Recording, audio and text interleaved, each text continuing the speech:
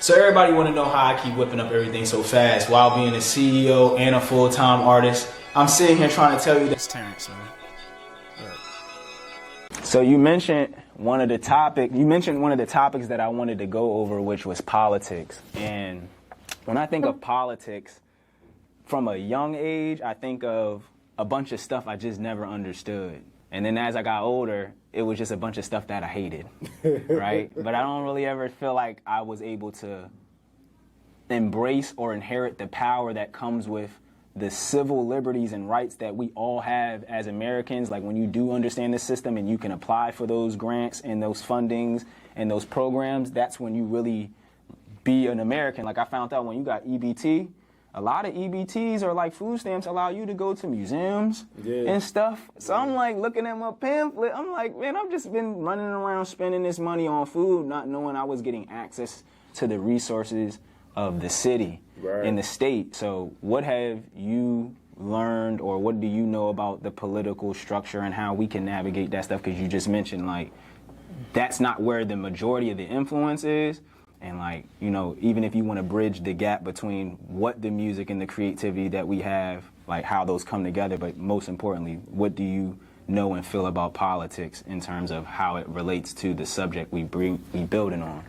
Well, yeah, that's a great question. I'm kind of conflicted because on the one hand, I also hate politics, but on the other hand, I feel like I'm good at it. You know? And so it's like a blessing and a curse, but it drains me energetically. You know, it's not for, at least this system, this structure is not for our people. However, what I have learned is that our voices are powerful. You know, the people have power, and it's really just about narrative. It comes down to narratives. I'm in a lot of rooms, you know, I've sat down with senators, state reps, I've sat down with people who are writing the laws, legislators who are, you know, putting these bills through, and it's really about influence. And so if you have numbers, you have the power. If you have money, you know, and influence in that area, you have the power. And so I think what we need to understand is how to organize each other and how to organize, you know, our community with a goal in mind, a goal-oriented type of organization. Because if you get enough people together, like we could change as much as we want to. You know, I've been in a lot of rooms, you know, a lot of county council meetings and other boards, you know, just local politics. That's where it's at. The local politics is really where you want to start. A lot of these meetings where the decisions are getting made, they have public comment. And more often than not, when I'm in these rooms and I'm in these spaces, the public comment portion goes by and I'm the only one who gets up to speak, you know, and so that's a lot of times because, you know, our state reps, our politicians, our county council, because they're, you know, so just burnt out with how the system is, you know, they can't really connect to the community like they used to. So in their mind, if nobody's coming to these meetings, then nobody cares. When in reality, like, people can't come to the meetings because we're working. You feel me? Niggas trying to make money or niggas trying to do whatever. But yeah, it's just about using your voice and knowing what rooms to be in and how to navigate that. Dr. John Claude Anderson was the person who introduced like the how politics can structure your environment and your community, and he mentioned the local politics and like at the state and like at the smaller, lower levels, not because they're lower for importance, but like because that's just the hierarchy of how those things set themselves up. And then you also mentioned the organization factor. When I look at the comments on social media, they let me know, especially ones that revolved around like nationality, it lets me know like how broken up our community is, and then especially like you said, political agendas. We have like 18 of those too. So some of us want to get weed legalized, some of us want to openly marry whoever we want, some of us want to get abortion, some of us want to change the prison industrial complex, some of us want to change. It's like there's so many agendas and we're not agreeing on one of them. And then also when it comes to like nationality and status, we want to be Moors, we want to be Americans, we want to be Africans, we want to be Pan-Africans, we want to be non-colored at all. We just have so many different like pockets of stuff, and it's cool to know and be aware of this information, but it seems like it's confusing us, or it's like some of it might even be a distraction to a degree. So where do you land at with all of those identity politics, right? That's what I call them, right? It's like a political spectrum just on identity alone right now. Listen, I'm of God. Like that part. That is first and foremost. We gods in the building. We're gods, right? You know? And it's funny that you asked that, because somebody, I was just on a phone call with somebody who manages. I'm not gonna say the person's name, but they manage some big artists that are out here, and he asked me where I'm from. And I said I'm from God. He got so angry at this though. This just triggered him. Nah, real rap, no laughs though. Like you said, it's real. It will trigger some people.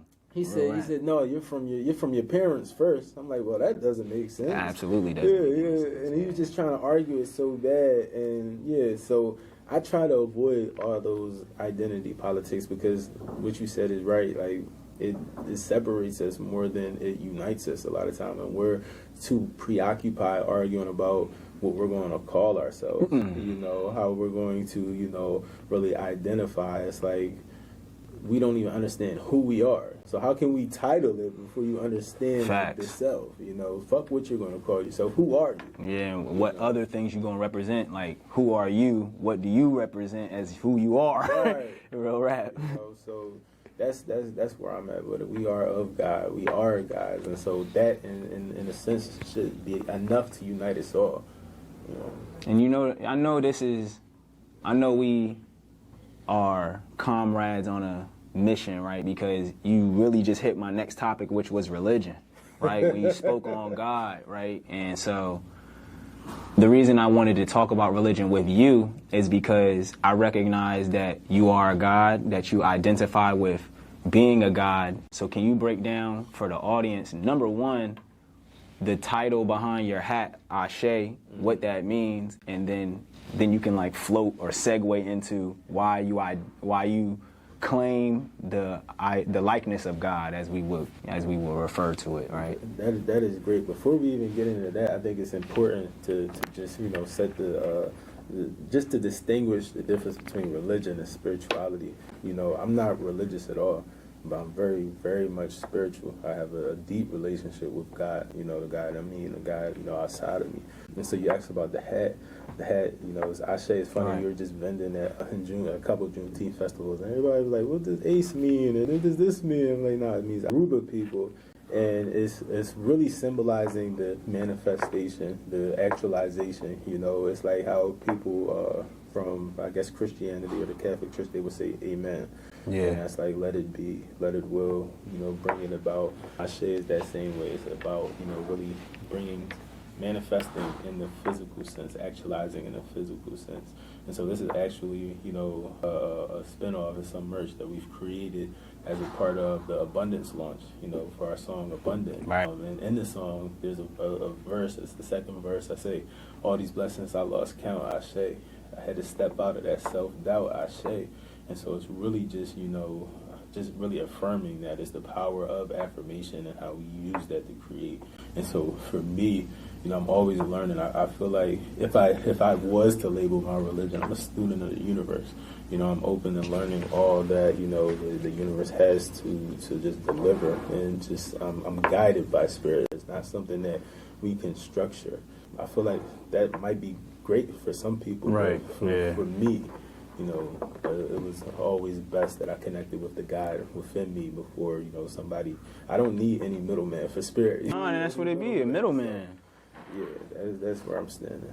No, like, and, like, when you mentioned how Ashé is similar to Amen, it's like, religion, I've studied, right? And from what I know and understand, was meant for untamed men. Right? It wasn't for the gods and the people with self-awareness, what I mean, present moment, right? So when I think of Ashé, I think of our ancestors. I think of what was the original source of spirituality and creating civilization for not just man, but for God's creations, right? Everything in harmony, whether it be from the water to the mountains, to the people, to the grass. Yeah, like harmony. Yes. That's what I think of. So I'm very, very proud to like make this connection, because the environment I come from, like, I'm the youngest brother of my family, and then like that idea, like it kind of fosters itself in my relationships with people. I look up to people often. And then so when I used to be out in the streets, and I talked to you about this a little bit when we were at that show, like I take family endearment very seriously, like, or at least personally, like somebody call me bro, I'm really about that person. And so I had to go from honoring my environment and what I came from, as like what your friend had mentioned, right? Like, what do you come from? I used to say, well, I come from the streets, right? That's how I thought of myself. Once I started understanding and doing more self-work and healing, because that was a big part of it. It's like having all that information was one thing, but then applying that information so that it could heal me, and then once I could heal, I could grow, is once I started identifying with my spirituality, right? And letting go. And that started stripping everything. It started stripping my idea of my parents down. It started stripping my idea of what being a man was down. It started stripping down what my idea of having a part. It started just stripping everything, right? And one thing that tied all of those things together, that I was like, well, what was the culprit? How did I get so misinformed? And then I tied it to the media.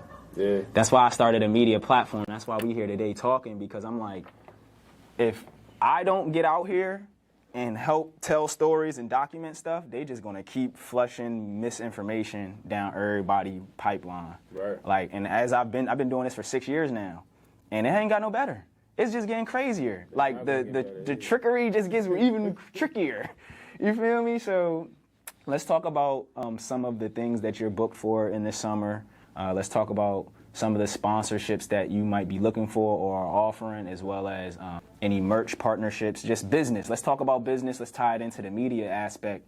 And then we're going to shout out some of the things we got going on. And if y'all interested in tapping in, y'all know what to do now. You feel me? Definitely. Well, you start talking about media, so the one thing that popped up in my head, well, first, Day One, Not Day Two is not just my artist name, but it's also the name of our nonprofit. Okay. And so that is all about, healing through creative expression and building power through narrative, combating the media, combating harmful narratives that way. Interesting, you asked what we got going on this summer. This summer I'm actually going to be teaching at Temple. There's a solutions journalism class that we're partnering with, and we're actually going to be paying North Philly residents to attend a semester at Temple to sharpen up their skills of telling their own stories, and then prepare them to hold media outlets accountable, because the way that we've been reported on historically has just been so harmful, and it's really perpetuating that harm, perpetuating trauma within our communities. And so we need to be telling our own stories. Our media outlets need to be for us, by us, and so that's what we're building right now. And so that's where a lot of my focus is going to be at this summer. And like also we're just started off the Ascension Open Mic Tour, so we're traveling all throughout Philadelphia, Delaware County. We're probably going to hit some spots in Delaware, Jersey, the Tri-State, and we're really giving artists the opportunity to come out, share high vibrational music, poetry. And again, it's important for us that we compensate for it. So it's going to be cash prizes at every event. The next one is Friday. It's going to be in Chester, June 24th at 8 p.m. Indigo Mills. And yeah, we're looking for, definitely sponsors for the event, because the bigger we can grow this, the more that we can attack those harmful narratives. Like we said, we're up against, a $1 billion machine that's funneling and funding all of this, this hate speech. Really is really funding the soundtrack of genocide. Yeah. And so many people want to stop the gun violence, and so many people want to create safety in their communities. But then they turn on some bullshit when they riding off, and they don't even connect, how that is just, really just fueling the cycle. And so we're definitely looking at folks to donate and to come out and sponsor, and artists just to, come in and join us in this fight as well, because it's important that we just team up and we support each other. Yeah, and we got, actually tomorrow, wow. time flies. You know what I mean? Right. Tomorrow, the single Abundant is actually officially dropping. It's going to be streaming on off platforms, and then we got these hats with it, and we're planning these abundance activations, which is just, the community getting together in nature, grounding ourselves. It's going to be like a full moon ceremony type of vibe where we just, workshop what we want to create for us and what we want to manifest in our lives. So, yeah, that's what we got going on. Y'all can tap on with me at Day One Not Day Two or day1notday2.com and see everything we got planned. And then even just to give a little highlight of what we got going on as well, I have an exhibition on August 19th where we're going to be teaching people how to content develop consistently, but while being their authentic selves. Because like he mentioned earlier, there's a lot of trends going around. There's a lot of people not being genuine to themselves while performing their crafts or their passions. So once I recognized that, I said, all right, one of the biggest obstacles, like he also mentioned, was time and money. Right. So I just started studying and looking like, where can I attack all of those issues? So I found some tools with artificial intelligence. I found some space that we can utilize in order to create workshops and actually practice these crafts, as well as I created a digital community that fosters all of this so that you can meet people and continue to collaborate even after the event. So between the two of us, your summer is full. Yeah. You know what I'm saying? You got plenty. You set, right? You hear me? So I'm gonna click right here, and then I'm gonna